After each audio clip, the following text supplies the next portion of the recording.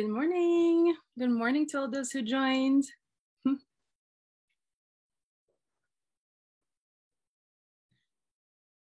Amazing.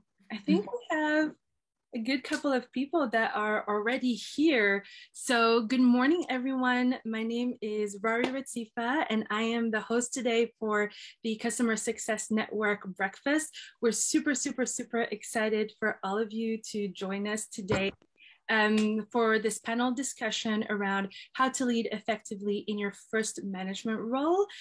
Just a couple of things before we start the talk. Make sure you're on mute. I can see a couple of you are, so that's already great. We'd love to see your face, so if you can put your video on, that's also great. But if you don't worry, it's the morning. It's okay.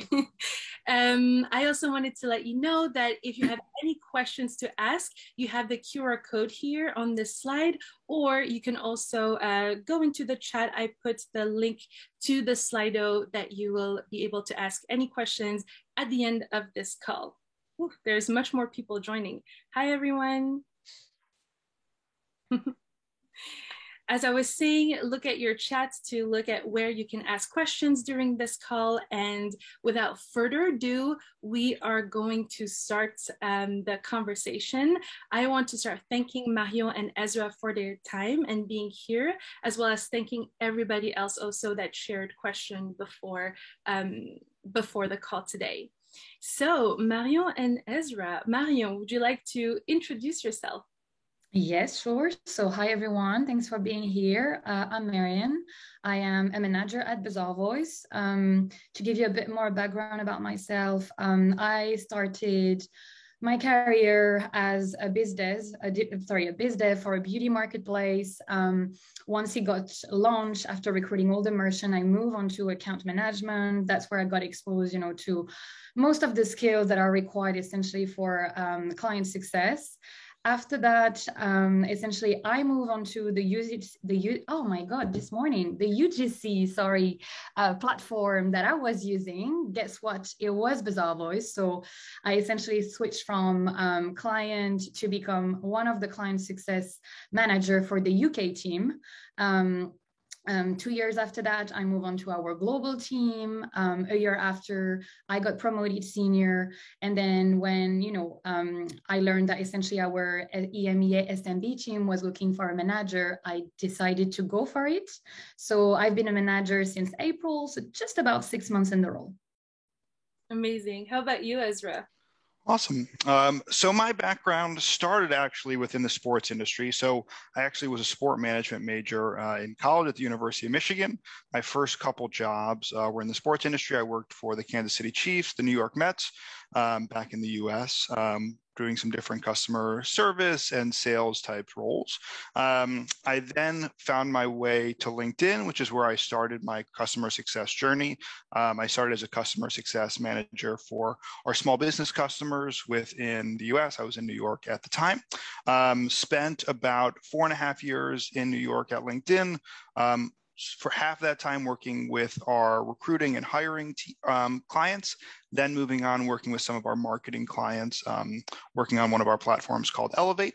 And then about 2.5 years ago, I moved over to Dublin and started working on our Talent Insights consulting team. So working with LinkedIn's hiring customers around using data more effectively. And then this July, I was able to make the transition to manager and start managing the team that I had previously been on. Such impressive background, both of you. Marion, did you always want to be a manager? Actually not. I was very happy as an individual contributor. I think I could have probably continued. I think I was also probably just comfortable. And I think, that's always a bit of a scary thing to kind of like just change perspective. So I would say probably like the transformation, it probably took me 2 years. And I would say I didn't do that by myself. I definitely had a great manager and a great head of CS. So the plan had been for me to first normally try to work out and becoming a team lead, which essentially never happened, but actually throughout this plan that got me, the right exposure, the right skills, especially I'm pretty sure we'll come back to those questions later on around mentoring, etc. And so after that, basically, that helped me kind of like to mature. And when the opportunity came around actually a manager role rather than a team lead, I was essentially equipped with all the skills. And I would say the trust and the nudge also that I had received both from my manager and head of CS, it actually gave me the confidence to be like, I think I'm gonna go for it. And yes, I love being an individual contributor, and I think, good at my role. But essentially, I was like, I needed, I think, this extra kind of like reinsurance from people who have been there before me. And obviously being equipped thanks to this progression, thinking about team lead, to actually realize, you know what, I think that's the time for me now. So not necessarily at first, that wasn't my first idea, I would say. Amazing. And how about you, Ezra? Yeah, mine is similar. I would say early in my career, it was always something I maybe thought about, but it wasn't necessarily, okay, that's definitely the job that I want for myself. And kind of early in my career, thinking about where I want to be, it was more about, okay, how do I get promoted? How do I continue to rise up the ranks as individual contributor? As I was younger and like seeing some of the managers at LinkedIn, I was like, can I do that? They're like, there's very impressive folks. I was like, is that going to be me? But then I would say like about 2.5 years ago, I started thinking about it more realistically. Okay, this is something I want to go for. This is something I want to start preparing myself for. And I do think you want to give yourself that time of like, what is the ramp up? What is the preparation time needed? So that was about 2.5 years ago. I really started thinking about it more seriously and like setting that goal for myself of trying to become a manager. Impressive. I mean, you both are super impressive, and you're talking a lot about mentoring, but how did you actually prepare for the role? What, books or courses or any readings that you do to make sure that you were able to get into that management role? Marion? Shall I take it? Yeah, absolutely. And I'm sure Ezra obviously will complement that perfectly. Well, I mean, I think for me it has been basically a natural evolution of, like, I think as many company, when you move to senior, you're expecting essentially anyway to have, this extra curriculum kind of like type of activities or projects. So there has been for me a lot of like thinking, I would say, with the help of my manager, and then obviously you also have to do that kind of like on your own to find those projects or opportunities. Should it be, I want to get more involved into mentoring, I actually want to help our team when we are recruiting and be part of the interview process, or I want to represent, especially because we are our headquarters are in the US, so we always want to bring this EMEA perspective. Where can I be the voice of EMEA? And so I think essentially those projects tap onto not only some pure, I would say, transferable skills, but also there was something around, networking in a way, because that helps me to build my brand. And whenever, you're coming as part of a recruitment process, there was people that essentially were external, had also, more experience in manager.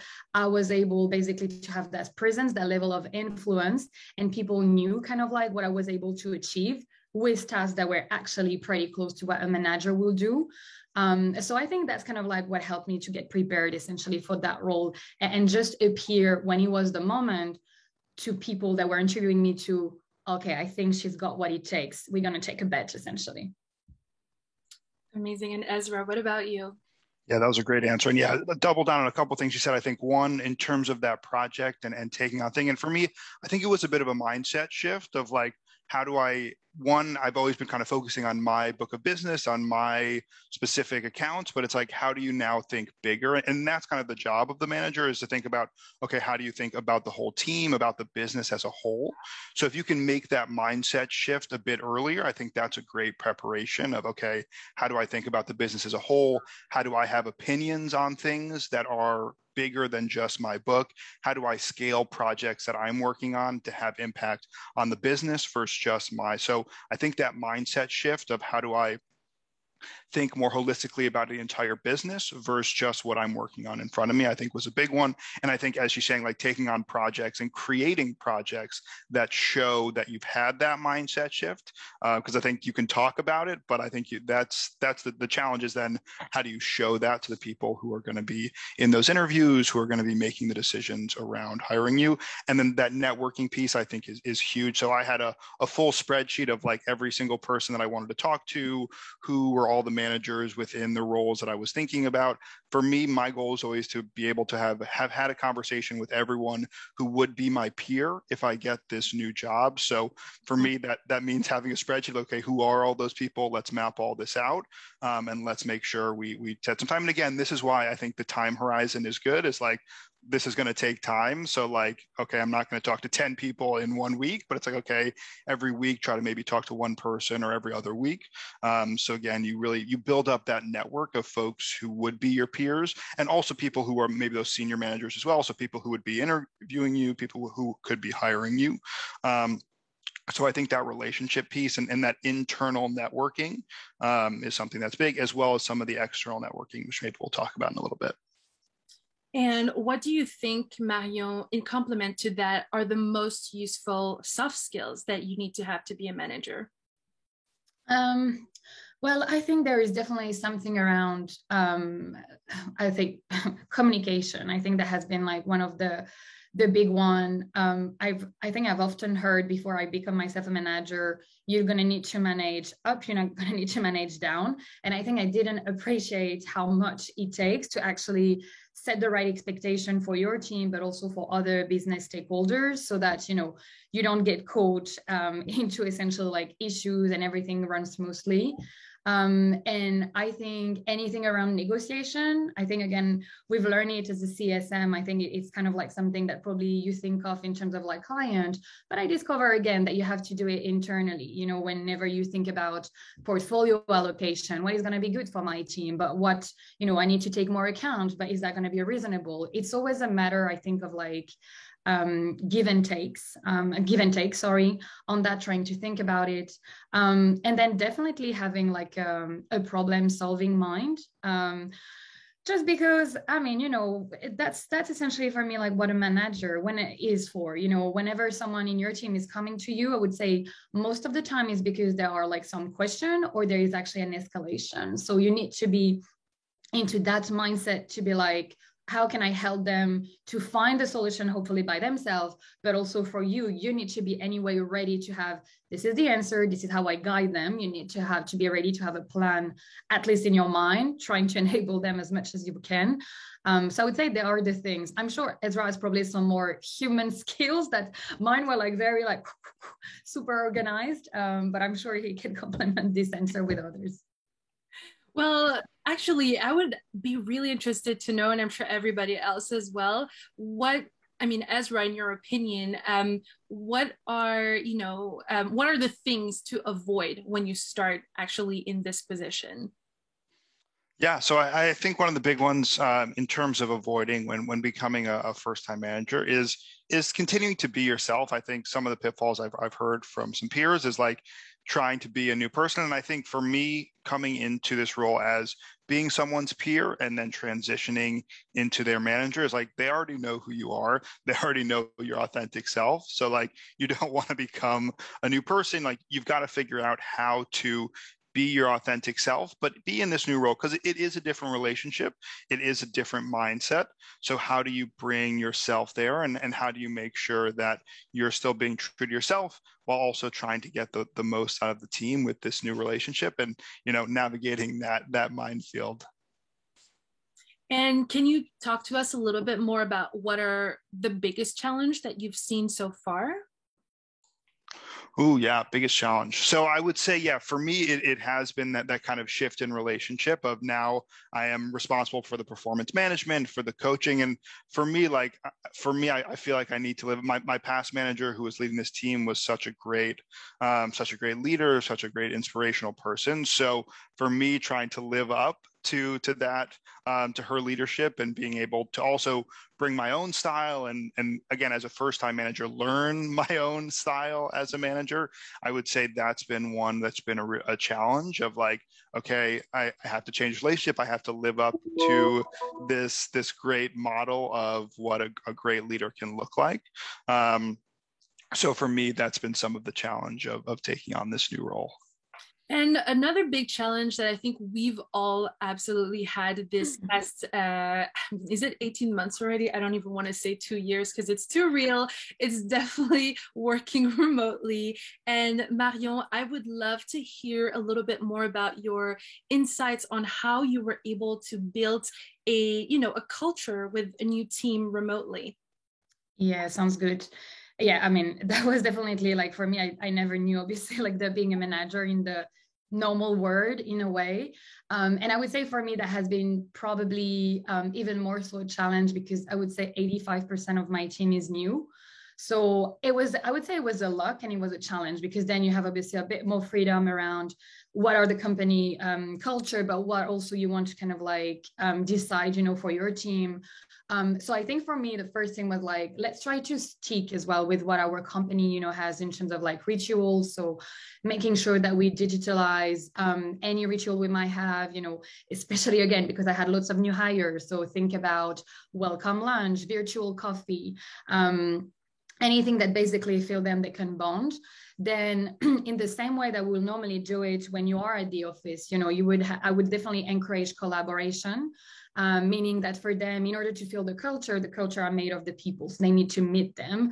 So across, and again, I'm taking this look because it was a lot around onboarding at the beginning, but making sure that all the different departments we work closely with, and God knows, I mean, CS is literally in the middle of everything. So, engagement managers, sales, technical support, making sure that they essentially have as part of their ramp up plan, this opportunity to discuss with those people, learn from them, and slowly build as well kind of like their network and feel basically part of this BV family.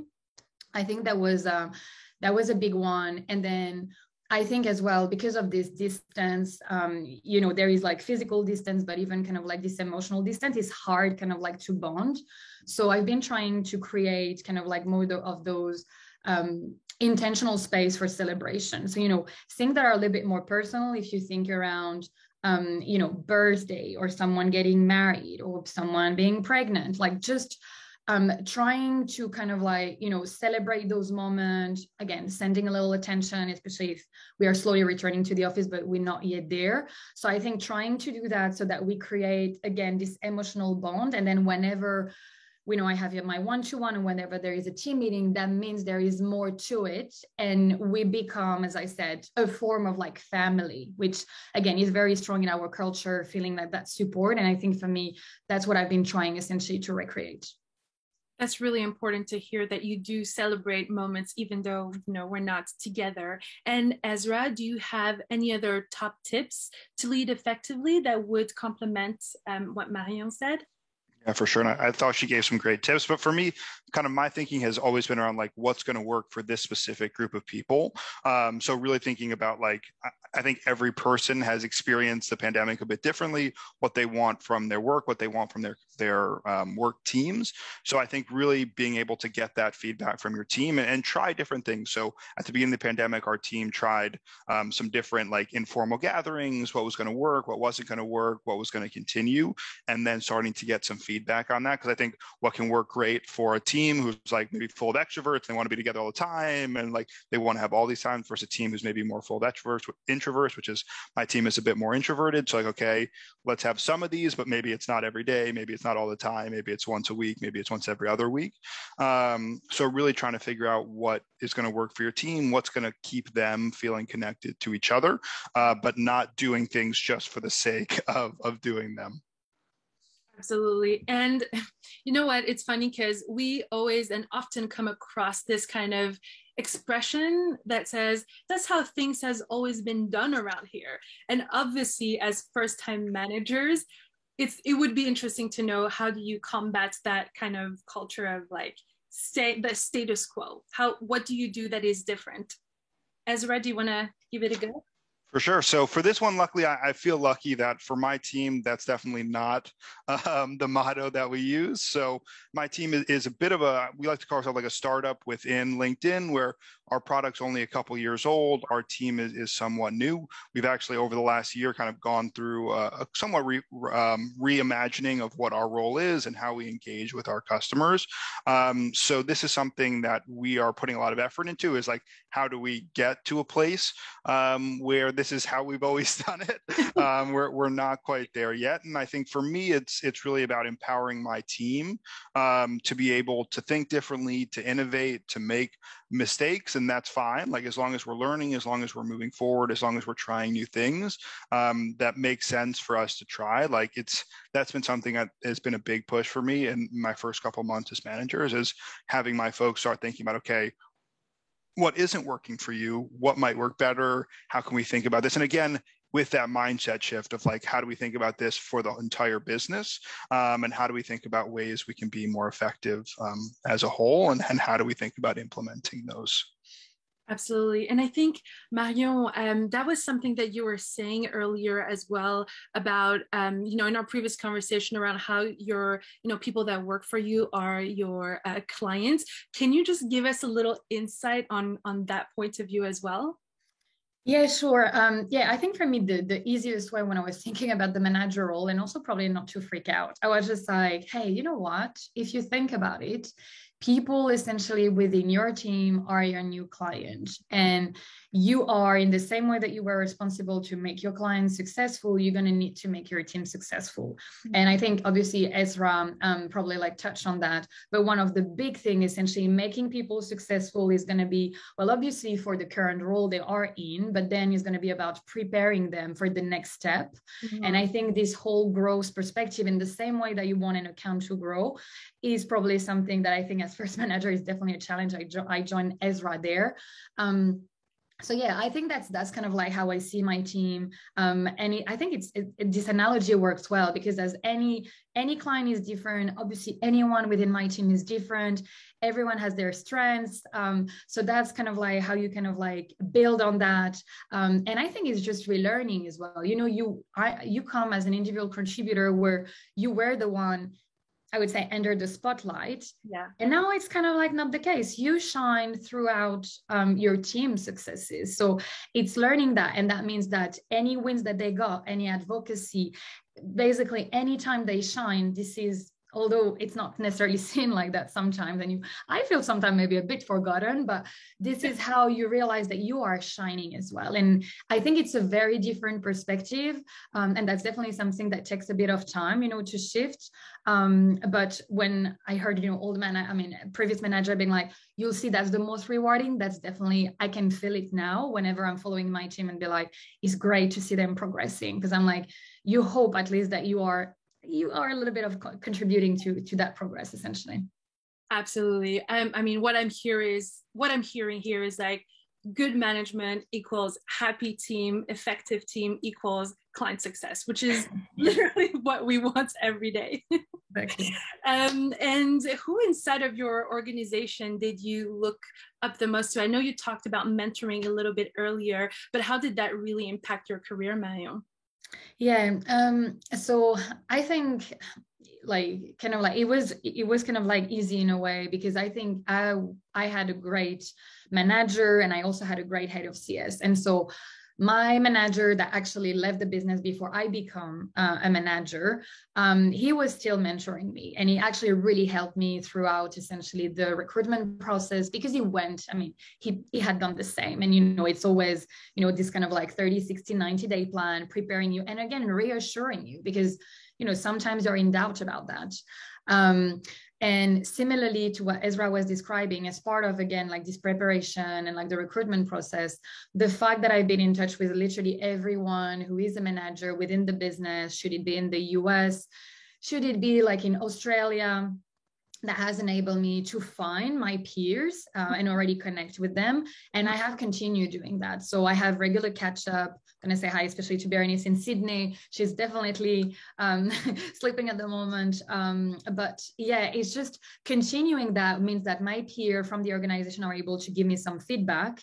And I know kind of like now I would say the next step is probably to look out for external mentor. That's actually something that, well, my head of CS, which is currently basically my manager, is encouraging.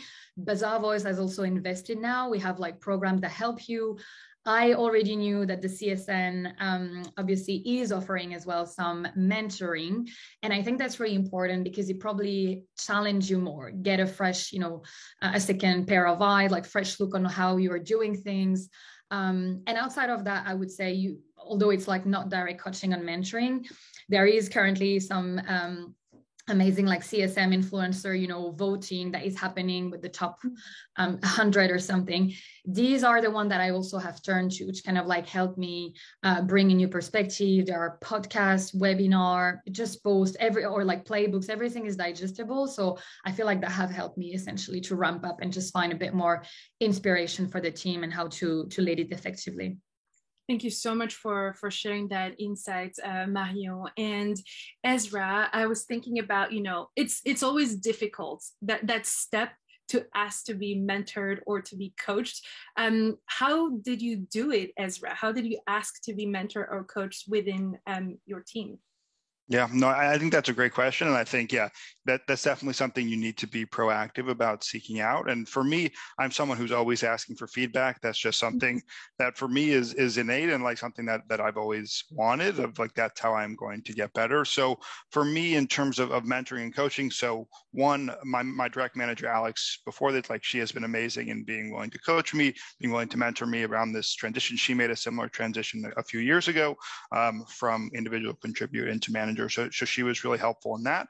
And then going outside of your day-to-day. So being able to see, and I think there's a ton of different programs. The CSN has one, LinkedIn for my employer. There was some different mentoring opportunities. So I think being willing to raise your hand and go out and I think making sure that the mentor is the right person for you. I think that's kind of the big one, is like trying to find someone who you have a relationship with, you really respect the things that they have to say, you can go to them for advice when you need it. So I think it's identifying and being willing to go out there and start some of those relationships, knowing that not every one of these is going to be a full-on mentoring relationship, but let's try to talk to some different people. If you really click with someone, I think that's where you have that easier time asking, like, hey, we had a great conversation, I really enjoy what you're saying, like, can we continue this? And I think asking for the reoccurring meeting, that's like the tough ask, but like that's the one I think that's like the really important, of like, if you can have a cadence, like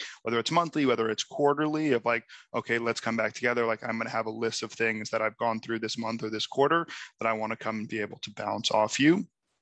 Like that's somewhat of the process I'm going through. So I think using the systems that already exist, and through those systems, if you find someone that you really want their opinion, or if there's someone in your organization, I think it's great. Or again, I love what Marion was talking about following people on LinkedIn, on different social medias, and like being able to see the stuff that they're posting. I know there's many folks here in the audience today that I follow on LinkedIn and learn a lot from.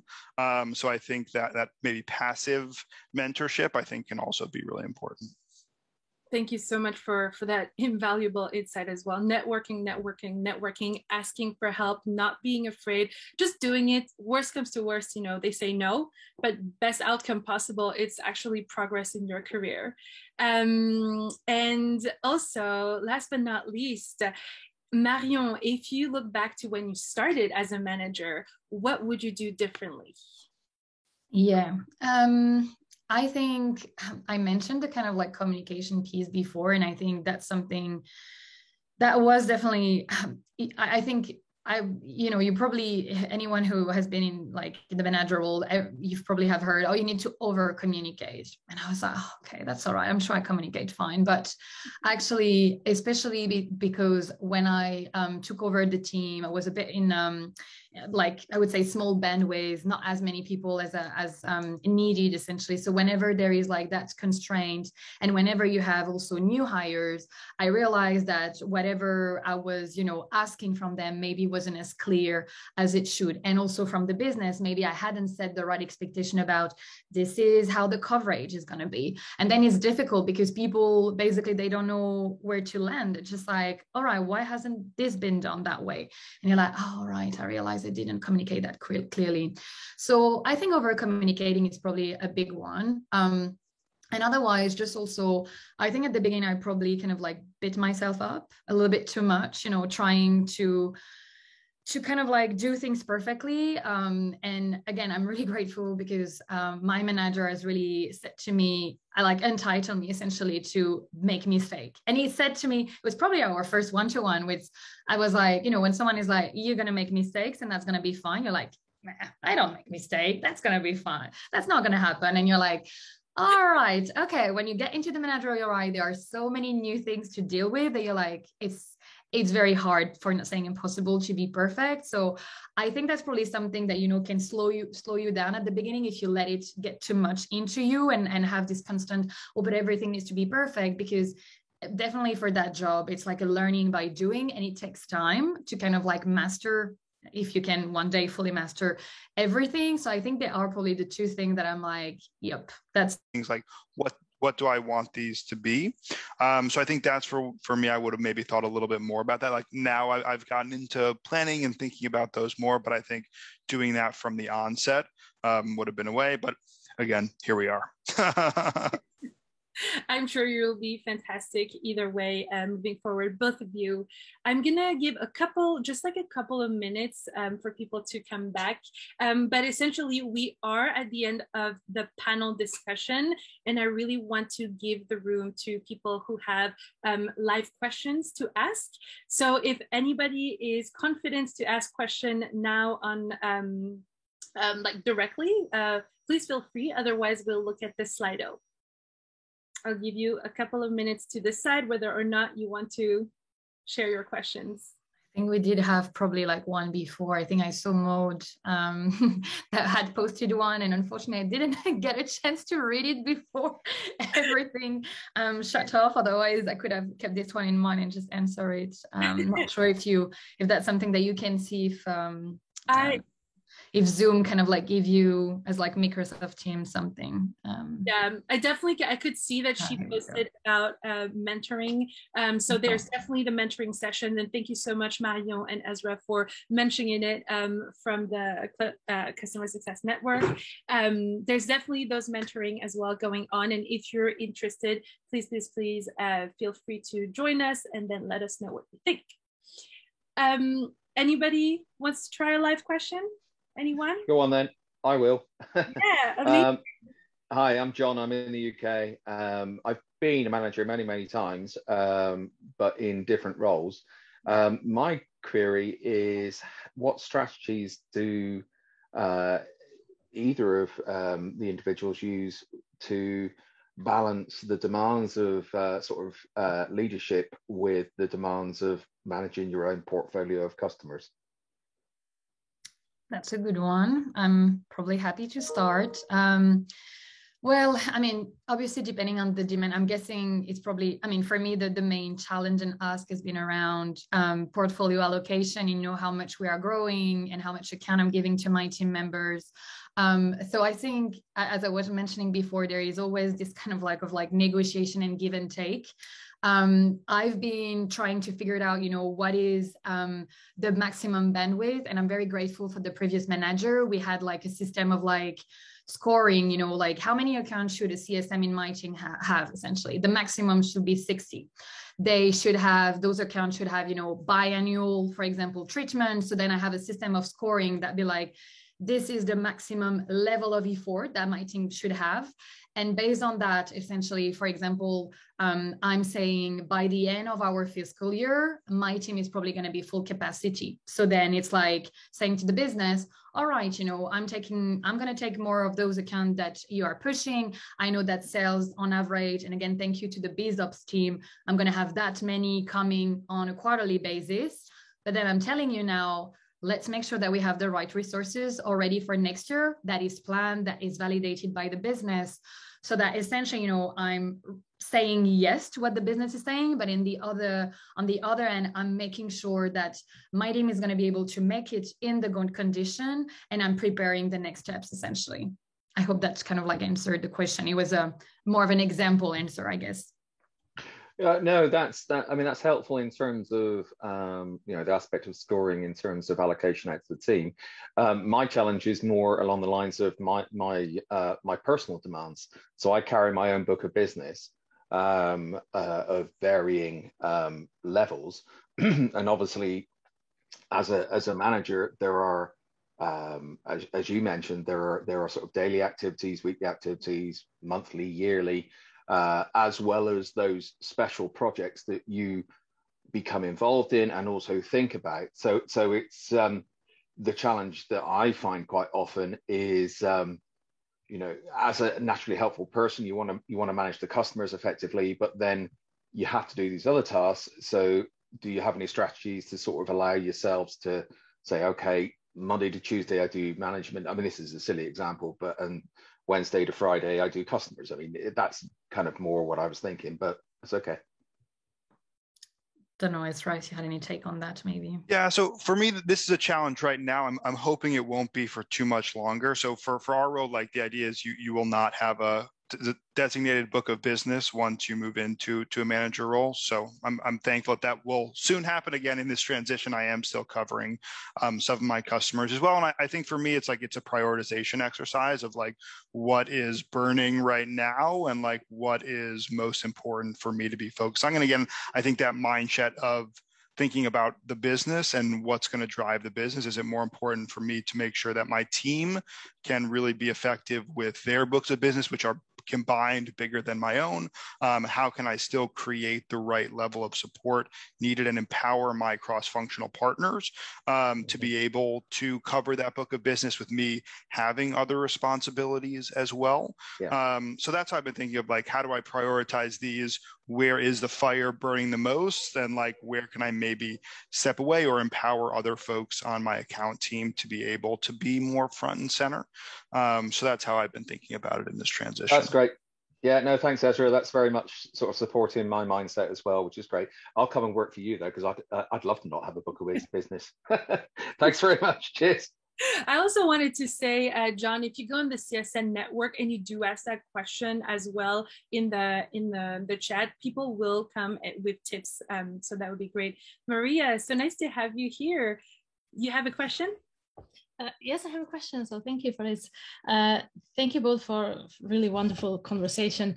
And thank you for mentoring both inside your organization and external. I'm really, really interested in that. As I would like to know from your perspective, how do you choose topics, or is it skills? Is it ideas you want to focus on when you're having a mentor who is within your organization and knows it inside out?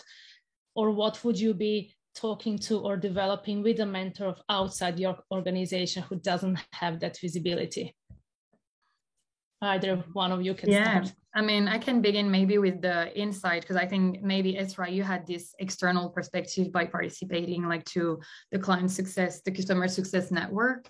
I think internally, especially for me, again, being 6 months within the role, it has probably been around I would say, how do you do, I mean, basically, you have like kind of like, as we said, like regular cadencing. I wasn't even sure, for example, how to structure necessarily my one-to-one. So I think I was like, hey, let me grab ideas about how the folks are doing it. So I think so far I've probably been at a stage where when I ask for coaching and mentoring from my peers, it's around things that essentially needs to be in place and how do they do it, so that I can essentially get the best of like, or at least get ideas that are the most relevant for my team around how to structure things. And then I think for NEC soft skills, I've been lucky enough that my company has invested very recently in different trainings. We have some around difficult conversation. So anything around that helps you practice in small group and again with your peers, managers. So I think this has complemented nicely. But yeah, to me, for the internal, it was really about, I need to get that up and running. I have no idea how to do that, or these are the idea I have, that it sounds silly, or is it actually relevant? And Ezra, feel free to complement anything here. Yeah, and I think this is also good about like having the right cadence. Like maybe there's not enough content for you to be talking about every month. So it's like, okay, maybe we should be talking less frequently. Like what's the time range in terms of like, because I think it's most helpful in these conversations when it's like things that you are trying to do. You have a goal of it's becoming a manager. Is it okay, now I'm a manager. What do I do now? Like having the questions that you are going through, the things that you're working through, and like being able to use that time to have those conversations. Because for me, like I can talk about things that are going to happen in 6 months, but like that's not going to be as impactful as like, okay, here's what I'm going through right now. So I think thinking about like, okay, how quickly am I progressing to this? How often do we want to have these conversations? Because okay, yeah, if it's every month and like we're not really talking, I don't have enough questions to fill a half an hour, then maybe it's okay, we should be doing this less frequently. And like, okay, let's make sure I feel like me as the mentee, it is my responsibility to be able to come with the topics and the questions I want. So I also feel like to feel empowered, like, hey, I don't really have anything to talk about this month. Like, let's skip it. Let's talk next month. And I think that's fine. Like, as a mentor, I'm sure that they have plenty going on in their life that they're happy to get that time back from time to time. So I think thinking about like, what is it that I'm working on? What are the things I can get advice on?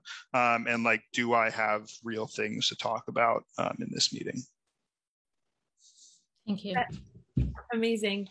We have a couple of minutes left, and I do want to look at some of the questions that we have on Slido as well. I think this is a very controversial question, which I absolutely love.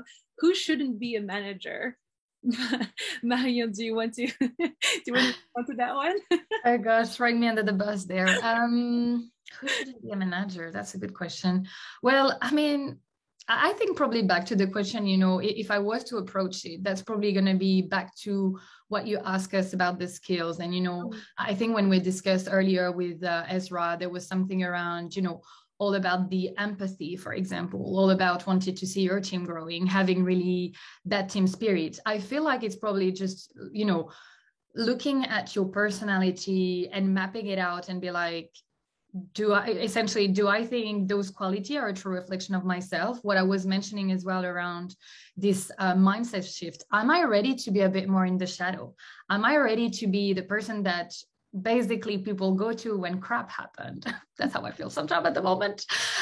Because this is how it is. You know, you kind of like take a bit of the back seat, or I don't know how you say that in English, but it's basically, you know, I think for me, where those were all the things that were like, do I have the emotional? Do I have as well, I would say the practical skills? Practical skills were probably easy for me to get to because of like CSM past. Soft skills, I think all your life you will continue building it. And then it was more around, you know, within this kind of like business, do I want to be the shining star? Do I still want to be under the spotlight? Or am I happy to have this change of perspective and move and basically just have my team shining for myself? So I think for me, there are probably like the three components. And I'm like, if you don't tick any of the box, and and essentially also, if you're super happy as an individual contributor, I don't, you know, I think I thought about it a long time. And for me, I was like, I would have been happy essentially continuing. And companies are now developing more and more level to actually let you continue progress as an individual contributor. That's the case at Bazaar Voice. We've recently reviewed that just to allow people to continue progressing as an individual contributor if they wish so, and if it's what is the best for them. Yeah, and for me, I think it's a question of motivation as well. Like, what motivates you to do your best work? Like, is being in the business, being an individual contributor, like, do you love working with clients every day? Does that bring you energy? Are you motivated by that? Or is like, for me, like, I love seeing one person on my team succeeding and like helping them to get to that success. So I think that's as well is like, do you get excitement? Do you get motivation from seeing others succeed? Or is there like, okay, no, when I hit my number, or when I have a great customer conversation, like that's really what keeps me going. So I think thinking about that, like because like if you become a manager and like you don't enjoy some of those things, you aren't motivated by that, like you're going to lose motivation. Like it's not going to be fun. So like, and I agree, like it's not for everyone. We actually have a program at LinkedIn where it's like a course over a couple months where it's like, here's what the manager job is. It's not for, and like one of the big purposes of it is to say, hey, if this job isn't for you, that's fine. And like, let's figure that out before you're in the job and you hate it. So I definitely do think like it isn't for everyone, and like, that's fine. But I think kind of doing that introspective look of like, what motivates me? Is this going to be something that I want to do, that I'm going to get fulfillment from? I think that those are the questions you need to be asking.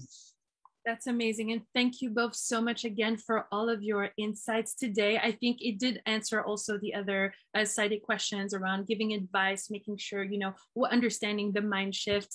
Thank you so much for everyone who participated. We are at time, and I want to be respectful of your time, making sure that you make the most of your morning. We really appreciated your time here. Either way, you will receive a recording of this event. If you have any further questions, please send them on the CSN group, the Customer Success Network. We will answer to you guys. Make sure also you network either with the participant today or, anywhere else, because that is really how you can progress either as an individual contributor or as a manager, as Marion and Ezra said. Thank you again so much, and have a lovely day. Thank you, Marion. Thank you, Ezra. Thank you, Rari, for organizing, and thank you, CSN, for giving us that opportunity. Really appreciate it. My pleasure. Thank you so much. Bye, everyone. Have a nice day. Have a nice day.